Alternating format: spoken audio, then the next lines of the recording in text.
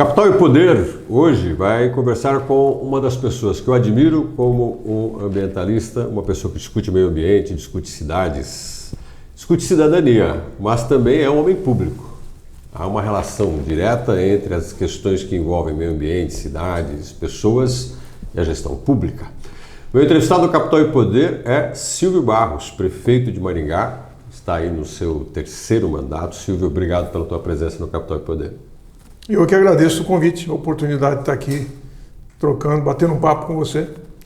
Sempre tivemos um relacionamento bem curioso, produtivo e cheio de novidades. Então vamos lá. Vamos lá. Em cima das novidades, quero falar de coisas que para você não são novas, mas para as pessoas, de via de regra, conheço um pouco dessa história, dessa trajetória. Você tem o nome do seu pai.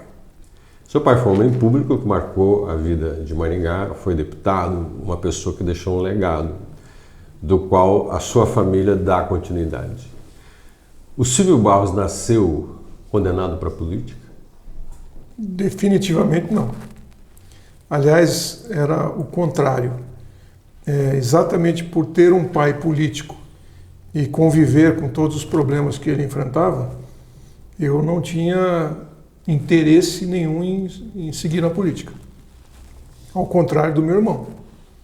O meu irmão, sim, ele tinha interesse, sempre gostou muito de política e pegou toda essa veia do pai. Parece que se tem hereditarianismo nesse processo, ficou tudo para ele. E não só da parte política, mas da parte comercial também. Ele sempre foi muito bem sucedido comercialmente, do ponto de vista empresarial, como meu pai era. E eu já tinha uma outra linha, a política não era minha pretensão. Mas devo admitir que aprendi com o pai, e isso todos nós da família carregamos, o compromisso de servir a comunidade, de trabalhar pelo bem coletivo. Isso a gente aprendeu em casa desde cedo, tanto da família do meu pai, como da família da minha mãe. E seguramente isso nos preparou para o exercício da autoridade, se por acaso assim estivesse no plano de Deus, né? Agora, se você não tinha essa pretensão, se você falou que se for para ser hereditário, seu irmão levou toda a carga de ser político, você virou um homem público. Você acabou se transformando num homem público com 3 mandatos à frente de uma cidade de médio porte, mas bem sucedido. Como é que a política entrou? Você foi puxado, convidado ou deu vontade? Como é que foi isso? Não, aí eu acho que cada pessoa tem um jeito diferente de lidar com essas coisas, né, Gilson? Eu, desde muito cedo na vida, tive assim, um viés muito espiritualizado, muito curioso das coisas de Deus, muito interessado em entender como é a relação do ser humano com o Criador. E aí a gente vai aprendendo, vai entendendo que, e eu creio muito nisso, todos nós nascemos com um plano, com um propósito. Deus tem propósito para todo mundo. Cada pessoa nasce com um projeto. Se a pessoa se coloca sincera e inteiramente à disposição de Deus para cumprir o projeto dele, a vida segue um caminho. Muita gente prefere seguir o seu próprio projeto. E infelizmente tem um monte de gente que não segue projeto nenhum, nem seu, nem de Deus. E às vezes a gente pergunta, e daí o que você quer fazer da vida? Fala, não sei. Então eu sou daqueles que sempre me coloquei à disposição para cumprir o plano que estava previsto por Deus para a minha vida, fosse qual fosse. E eu realmente creio, de verdade, que, como está escrito na Bíblia, a autoridade provém de Deus. Toda autoridade provém de Deus. Não existe ninguém que exerça autoridade sem a permissão de Deus. E eu sempre coloquei nesses termos, que se por acaso no projeto de Deus está o exercício da autoridade numa função pública, eu estaria à disposição. E entendo que às vezes que me foi concedido o poder pela confiança da população é porque fazia parte de um projeto. E eu cumpro o projeto. Mas quando você pensa no projeto de Deus porque você acredita, na política é coisa dos homens. E nessa discussão muitas vezes se embate interesses diferentes, né? É como se a gente tentasse dizer, será que Deus tem lado? É verdade, mas realmente muitas pessoas às vezes falam assim, pô, você é um cara evangélico, cristão e tal, como é que você consegue conciliar isto com toda essa situação da política, tudo que as pessoas falam e dizem a respeito dos políticos e do ambiente político? É verdade que existem problemas dentro da política, como existe em qualquer lugar. Mas a melhor maneira de você testar o caráter de uma pessoa é dar poder para ela. Aí você vai saber realmente quem é. Mas, nesse sentido, eu não tenho dificuldade de lidar com isso, porque eu sou o que eu sou dentro ou fora do exercício da função pública, é a mesma coisa. E minha crença, meus valores continuam os mesmos, seja na prefeitura ou fora da prefeitura. Então eu não tenho dificuldade em relação a isso. E tem algumas coisas que às vezes as pessoas têm dificuldade de entender, mas eu acabei encontrando na própria Bíblia algumas respostas. E algumas delas mostram que mesmo em ambientes confusos, às vezes Deus coloca pessoas ali para extrair daquilo uma mensagem, uma lição, um propósito. E aí tem alguns casos, o caso do profeta Oséias é bem típico, bem característico. E então eu entendo que o lírio é uma flor bonita. Jesus falou que nem Salomão, com toda a sua riqueza, jamais se vestiu com a beleza de um lírio. Mas o lírio nasce no Pantanal. Ele nasce no meio da lama, mas ele consegue extrair do ambiente onde ele está só aquilo que é necessário para ele ser bonito e absolutamente puro. Então, o ambiente não necessariamente dita a regra. O fato da gente estar num ambiente, às vezes, complexo, às vezes turbulento, não quer dizer que a gente tenha que se contaminar com isso. E eu creio que se a gente está lá seguindo um propósito, então teremos condições de seguir dentro dos nossos princípios e dos nossos valores. Você fez uma carreira como prefeito, vamos pensar em 2 mandatos antes desse, esse não está concluído, tem muitas coisas que diferenciam os tempos que você assume. É verdade. E quando você assume uma gestão pública, passando por um processo democrático, por uma escolha, né, existe um anseio da população e daquilo que você falou que é o seu propósito. Você considera que Deus é o seu guia para chegar aonde você está e é na mão dele que você coloca as escolhas que você faz, mas que você espera que seja uma escolha afinada com aquele que quer. Só que na política os homens têm um jogo de poder muito forte. E você foi secretário, você estudou, você é formado em engenharia, aí você me corrija se eu estiver errado.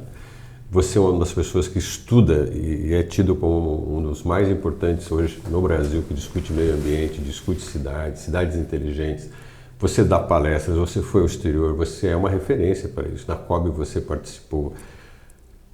Existe um conceito de ser humano em você e na vida pública que se conflitam? Porque em alguns momentos tomar decisões como homem público é a mesma decisão desse cara preocupado com o meio ambiente, com cidadania, e desse cristão que também não quer trair a ética e a conduta de um cristão como ela deve ser. Como é que você concilia em um ser humano só tudo que você representa? De fato, você tem razão e eu não vou negar. Existem sim conflitos e eles são permanentes o tempo todo. É raro o dia que a gente não enfrenta uma necessidade de tomar decisão conflituosa entre as demandas, digamos, daquilo que pode se chamar de politicamente correto com aquilo que a gente acredita que efetivamente deve ser feito. E é aí que eu entendo que eu tenho uma vantagem, que como o meu compromisso não tem uma tendência ou uma vocação política, o politicamente correto para mim é fazer aquilo que deve ser feito. E eu sempre busco sabedoria, discernimento para poder tomar essas decisões. Muitas vezes elas são politicamente incorretas e elas produzem impactos politicamente negativos, que eu particularmente estou disposto a assumir o desgaste de uma decisão politicamente incorreta, digamos assim. Já os políticos que me apoiam, aqueles que foram para a campanha, pediram voto em mim, para mim eles não necessariamente têm essa predisposição de assumir um desgaste político que é consequência do fato de terem pedido voto para mim. Então, neste momento a gente entra num certo conflito. Olha, a gente pediu voto, agora você está tomando uma decisão que para você está tudo bem, mas para nós não está. Nós temos uma outra necessidade nesse momento. Então existem sim esses conflitos, eles são muito frequentes e em algumas ocasiões a gente consegue encontrar um caminho, digamos, um meio termo, porque eu também não sou radical. Às vezes não dá. Só que a gente precisa, de alguma forma, subsidiar aqueles que nos apoiam politicamente com argumentos para que eles possam defender a sua posição. E eu, inclusive, concordo, esses dias, recentemente, coloquei para um deputado que apoia a gente, falou, olha, eu não tenho nenhum problema de você tomar uma posição e assumir um compromisso com a população radicalmente diferente do meu. É diametralmente oposto. Eu estou dizendo que é esse caminho e você pode defender um caminho diametralmente oposto. Eu entendo isso e eu respeito a sua posição. Eu tenho os meus argumentos e você tem os seus. Então, nós não vamos brigar por causa disso. O fato de você ter me apoiado não quer dizer que você seja obrigado a concordar com todas as decisões que eu tomo. Então, a gente admite a possibilidade de alguém que está junto conosco, politicamente alinhado, ter, diante de determinadas situações, uma posição totalmente diferente. E a gente não vai brigar por causa disso. Nós só precisamos entender que, neste momento, quem está disputando a eleição são os deputados. Maringá precisa de representação política parlamentar, isso é fundamental para a cidade. Eu entendo isso. E eu permito, sem nenhuma dificuldade, sem nenhum constrangimento, que o deputado se coloque contrário à minha posição. Acho que dá para administrar. Eu conheço um pouco da tua trajetória. Tá? Você tem uma trajetória que, antes de ser o prefeito de Maringá, antes do seu primeiro mandato, você tinha toda uma carreira, inclusive com secretaria, com o poder público, tá? No norte do Brasil, ligada às questões ambientais, discutir questão de meio ambiente. Você sempre se dedicou muito a isso. Quando eu falo disso, o Silvio Barros é diferente disso. Era um cara que estava lá, fazendo talvez o que queria, o que gosta, o que lhe dá um prazer enorme de ser. Né? E você aparece como um prefeito de Maringá, ligado à figura do seu pai, me lembro até hoje. E você resolveu ser prefeito de Maringá, tendo uma carreira que está vindo tão bem. Por que você resolveu vir para cá? E o primeiro mandato surgiu como? Porque você foi candidato antes, não se elegeu e depois resolveu enfrentar de novo. É aquilo que eu falei agora há pouco. Tomar a decisão de ser candidato ou não é algo que precisa estar alinhado com um projeto de vida. E toda vez que eu tenho que tomar a decisão se eu vou ou não colocar meu nome para ser candidato, eu preciso saber se isso está ou não dentro do projeto que Deus tem para a minha vida. E às vezes a gente não tem essa resposta com toda a segurança. Mas eu coloco dessa maneira. Eu não quero... às vezes é mais confortável, né? Você diz, não, eu estou bem onde eu estou, me deixa quieto. Está tudo indo bem, não tenho dor de cabeça, não tenho nenhuma apurrinhação, faço o que eu gosto, estou sempre envolvido em questões que defendo e acredito. E agora, recentemente, eu estava sendo mentor de mais de 30 prefeitos. Estava ajudando cidades espalhadas pelo Brasil, ajudando prefeitos de primeira gestão a encontrarem as melhores soluções para os seus municípios. E eu era muito feliz fazendo isso, eu gostava muito de fazer isso. E aí vem a decisão, e agora? Vai ser candidato ou não vai ser candidato? Então a gente chega àquela posição e diz, olha, quer saber? Eu por mim tá bom do jeito que tá, eu não preciso ser candidato, eu. Mas aí um monte de gente pede, reclama, acha que a gente precisa contribuir. Aí eu digo o seguinte, eu então vou me colocar como candidato e se tiver no plano de Deus que eu seja de fato prefeito, eu ganho. Se não tiver, eu perco. E está resolvido o problema. E dessa forma, cabe à população tomar essa decisão, porque Deus permite que a população seja soberana. E aí, se for para ser, ótimo, se não for para ser, tá bom também. E da outra vez, quando eu não fui eleito, eu me senti super bem, tranquilo, sereno. Minha missão nesse momento é outra coisa. E está perfeito. Eu sei que vai dar tudo certo e vai ser muito bom. E foi realmente muito bom. Os últimos 12 anos que eu fiquei longe da prefeitura foram anos de muito crescimento interior, espiritual, profissional. Andei o mundo inteiro, fui participar de um monte de coisa, fui convidado pela ONU 3 vezes para participar do Fórum Mundial Urbano, o maior evento de cidades do mundo. Tive em tudo quanto é lugar, Singapura, Oriente Médio, Arábia Saudita, convidado, a convite, né, para poder contribuir. Cara, quem não quer, quem não gosta disso, né, de você chegar num evento da ONU como convidado, ou chegar na Arábia Saudita, que nem era um país turístico, a convite do príncipe para você participar e colaborar e contribuir, que todo mundo gosta, eu pelo menos gosto, né? E minha vida estava ótima desse jeito. Mas não é o que eu quero. É aquilo que está no projeto de Deus. Então, tudo bem, eu tô feliz no que eu estou fazendo, como estava feliz antes daquilo. E hoje eu entendo, Gilson, que quando a gente, com toda a sinceridade mesmo, sem ambição, sem egoísmo, sem sinceridade de propósito, você diz, olha, eu quero servir, eu quero atender o projeto. Aí vão acontecendo coisas na vida da gente, são como peças de um quebra-cabeça, que na hora que acontece, você não necessariamente entende por que aquilo está acontecendo. Mas lá na frente, a hora que as peças começarem a se colocar na mesa, você vai entender por que uma coisa encaixou com a outra. Eu estava super bem no Amazonas, gostava demais de lá, eu achei que ia morar lá pro resto da minha vida. E eu era secretário de Estado lá, mas era empresário também. Gente, eu tive o privilégio de passar uma semana dentro de um iate com o Bill Gates e a Melinda Gates, mostrando a Amazônia para eles. Mas por que eu? Não podia ser outra pessoa? Tá, mas fui eu que fui convidado para fazer isso. Então, foi uma experiência super interessante para mim. Quantas pessoas não gostariam de ficar uma semana, não foi assim um encontro num evento. Uma semana acordando, indo dormir, conversando, almoçando, jantando junto, conversando sobre o mundo, sobre a vida, com um camarada que nem o Bill Gates.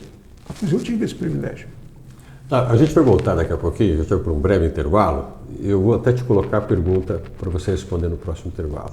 Max Weber diz que o cientista e o homem público são divergentes.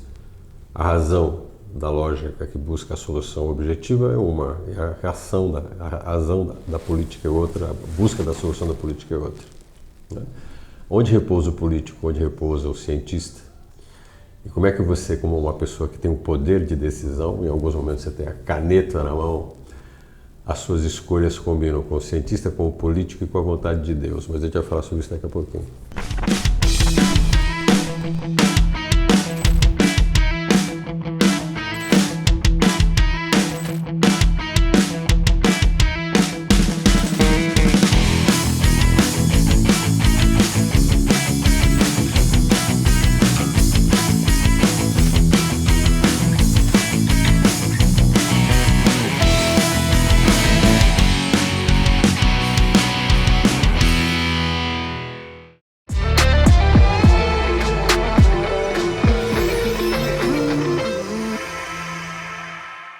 Capital e Poder está de volta, estou conversando com o Silvio Barros, prefeito de Maringá. Silvio, eu te fiz uma pergunta antes do intervalo, que era, Max Weber disse que o cientista não combina com o homem público porque na hora da decisão a razão dos dois são distintas.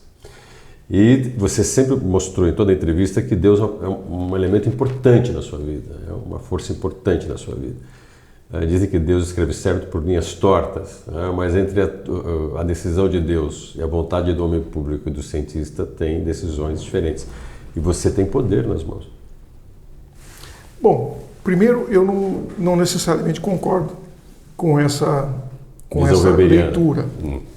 Até porque nós somos compostos de corpo, alma, espírito e intelecto. Não necessariamente a gente tem que achar que esses três são divergentes. Eu, particularmente, acredito que eles só produzem equilíbrio se estiverem juntos e na sua devida proporção. Então, você fala assim, tá, como é que concilia decisão política, científica, etc. Eu vou dar um exemplo do que aconteceu agora. Eu sou engenheiro civil com especialização na área ambiental. Trabalhei boa parte da minha vida, 15 anos da minha vida na região amazônica, com meio ambiente, com sustentabilidade. E fui fundador de ONG lá, e aliás, a ONG que existe até hoje, já completou 30 anos de existência. Mas a gente trabalha muito com ciência. O que acontece? A ONU entende que o prefeito, dentro do contexto do Acordo de Paris para combate às mudanças climáticas, que estão desequilibrando o mundo inteiro hoje, colocando em risco a sobrevivência da humanidade, inclusive, porque clima é fundamental para a agricultura, e se não tiver agricultura, a gente não tem comida, se não tiver comida, todo mundo morre. Então, a humanidade tem ameaças em relação ao clima. Mas 80% das emissões de gases de efeito estufa que promovem o desequilíbrio climático saem das cidades. São produzidas nas cidades. Isso quer dizer que, no Acordo de Paris, para a gente reduzir emissões e manter a capacidade do planeta de sustentar a vida humana, o prefeito é mais importante que o presidente da República. Porque 80% do que está produzindo o desequilíbrio climático, o acordo de clima, sai da cidade. E é onde o prefeito tem autonomia. É o prefeito que decide trânsito, é o prefeito que discute e aprova transporte coletivo, é o prefeito que faz coleta e destinação de lixo, que emite metano, que é um dos gases mais graves e mais complicados para a alteração climática. É o prefeito que, é na cidade onde as edificações acontecem.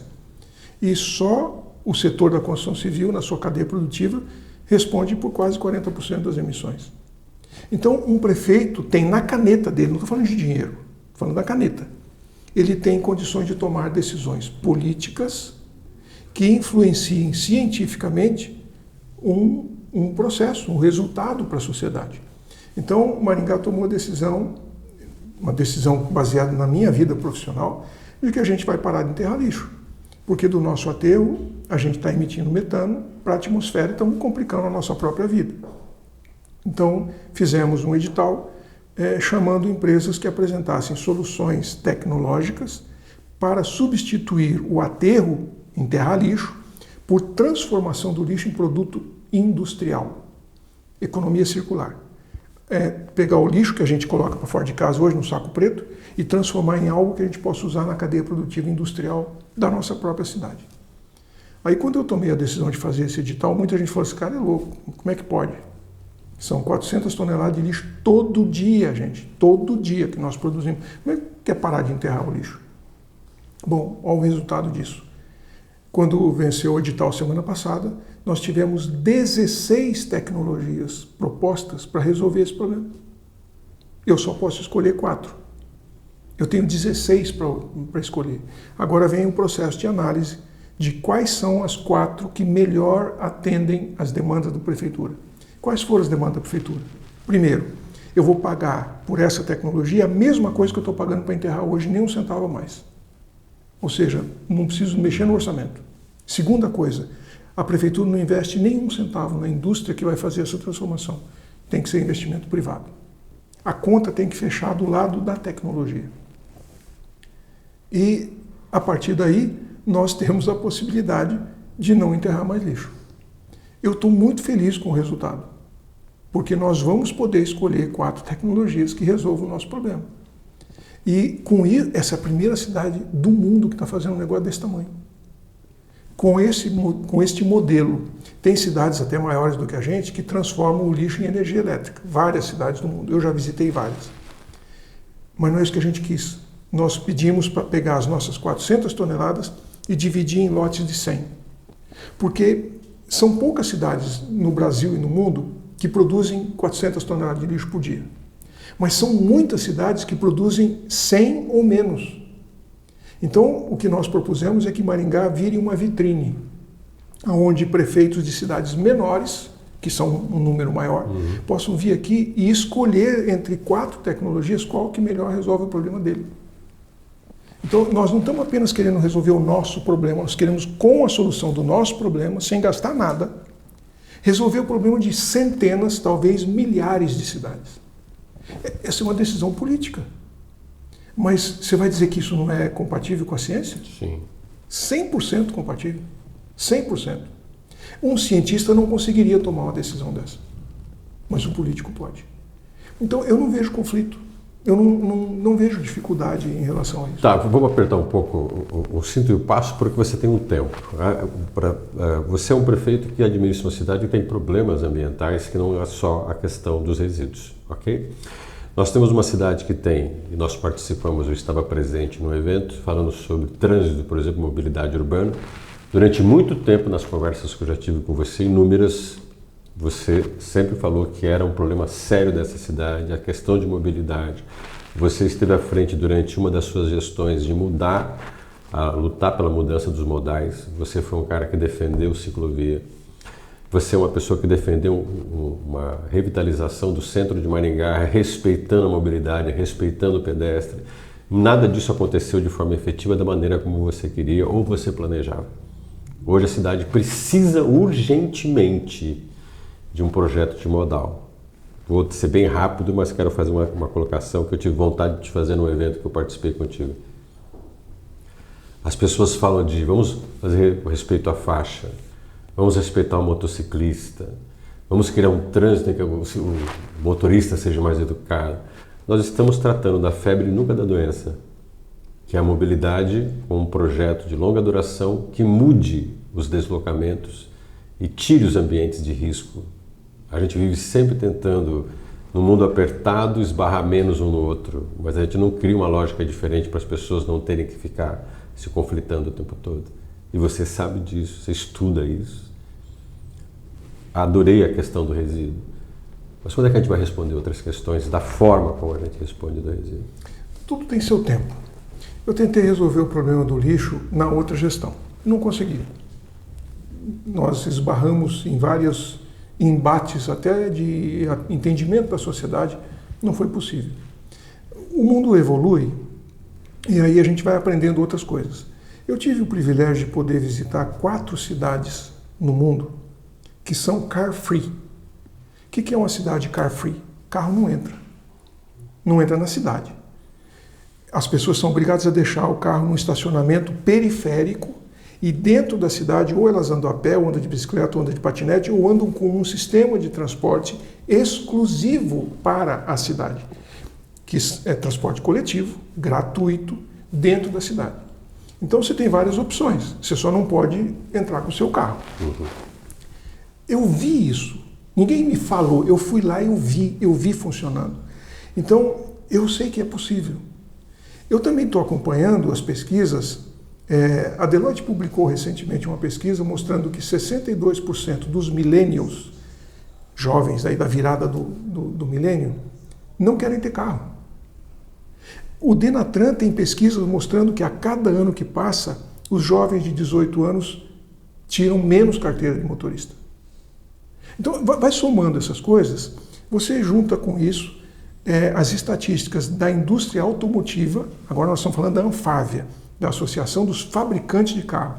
Eles mostram no gráfico, e eu uso isso nas minhas palestras, mostrando que o carro compartilhado cresce e o carro privado diminui. As próprias fabricantes de veículo reconhecem que nunca mais vão fabricar a mesma quantidade de veículos que fabricaram no passado. A demanda por carro privado está caindo.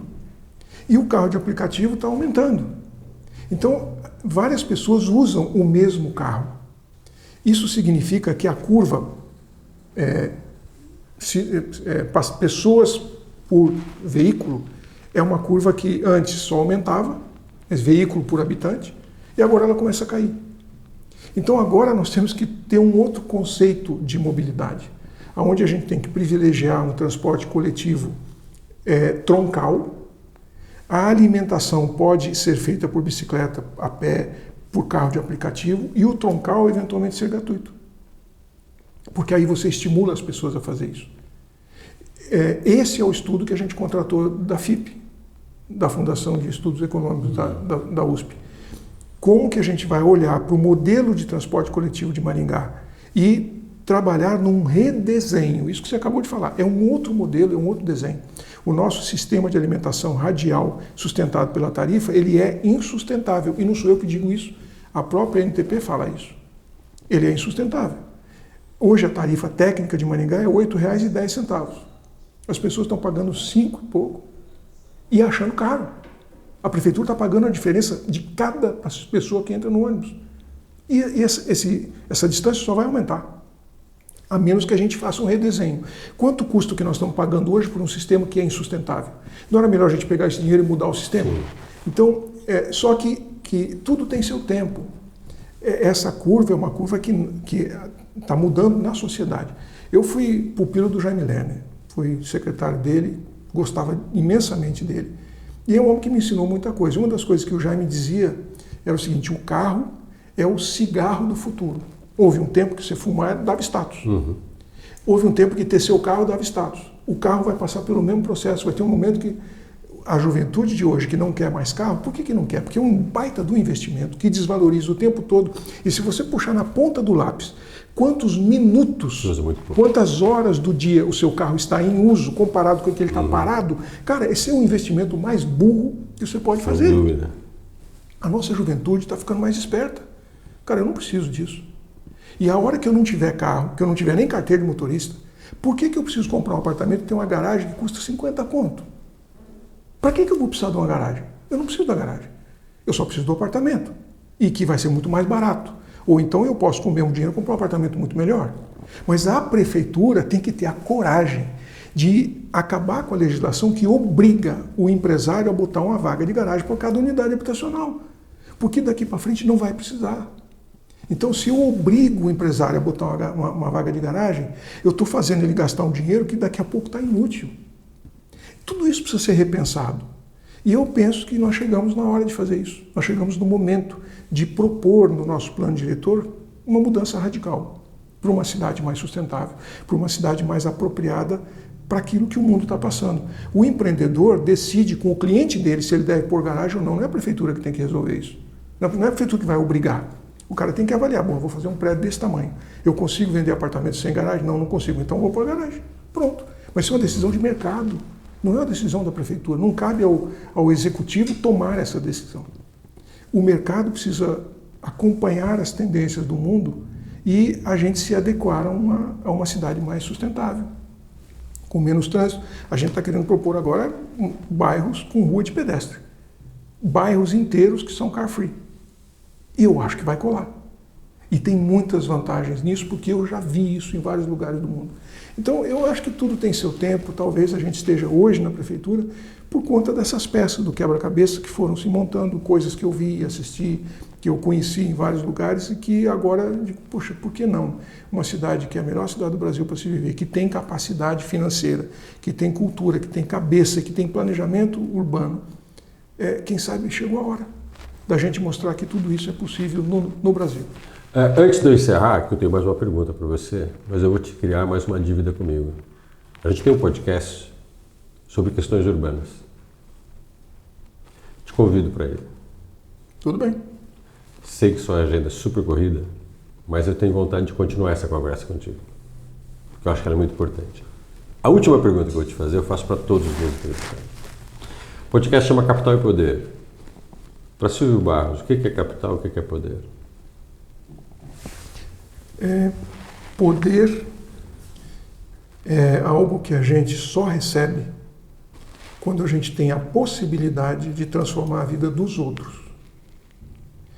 Pessoas que conquistam poder pensando no interesse pessoal, de alguma forma vão arrumar uma confusão complicada para a sua vida para frente. E em algum momento, quando o poder é concedido pelo voto, os eleitores também vão perceber que essa pessoa não estava de fato interessada em melhorar a vida dos outros, e sim os interesses eram distintos. Capital. Capital é recurso. Recurso pode ser financeiro, pode ser humano, capital humano é importantíssimo, mas eu diria que, para mim, o foco sempre deve ficar no capital social. E Maringá é uma referência, é um exemplo para o Brasil inteiro de uma cidade que tem um elevadíssimo capital social. O que a gente chama de capital social? É a capacidade que uma comunidade tem de resolver seus próprios problemas de forma coletiva. A gente encontra soluções para os nossos próprios problemas. Nós não dependemos de um agente externo para resolver nosso problema. E Maringá tem um elevadíssimo capital social. O que a gente tem nessa cidade aqui, com o CODEM, com com o associativismo de modo geral, é de fato uma demonstração para o resto do país daquilo que é possível fazer quando a sociedade assume o compromisso, a responsabilidade de definir seu próprio futuro e de resolver seus próprios problemas. Então, essa é a leitura que eu faço do capital. Existe o financeiro, existe o humano, mas o que eu realmente valorizo muito é o capital social. Obrigado pela tua presença aqui. Eu que agradeço a oportunidade. Eu não devo nada à pessoa. Conheço há muito tempo, acompanho muito do que ele faz e tivemos muitas oportunidades de conversar. Duas coisas que eu gosto muito, de conversar com as pessoas que sabem o que estão assumindo, compreendem o papel que têm e sabem das contradições e dilemas que vivem na função que exerce, seja como cientista, pesquisador ou seja como homem público.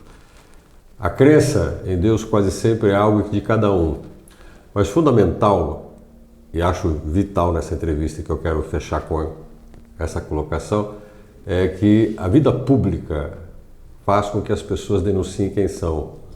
O cientista, por mais que o conhecimento exista, o uso dele também define quem as pessoas são. E aí fecho dizendo que o grande diferencial nesse podcast que hoje a gente mostrou é que capital e poder é uma condição que os seres humanos constroem quando têm ou quando possibilitam os outros terem. Até o próximo encontro.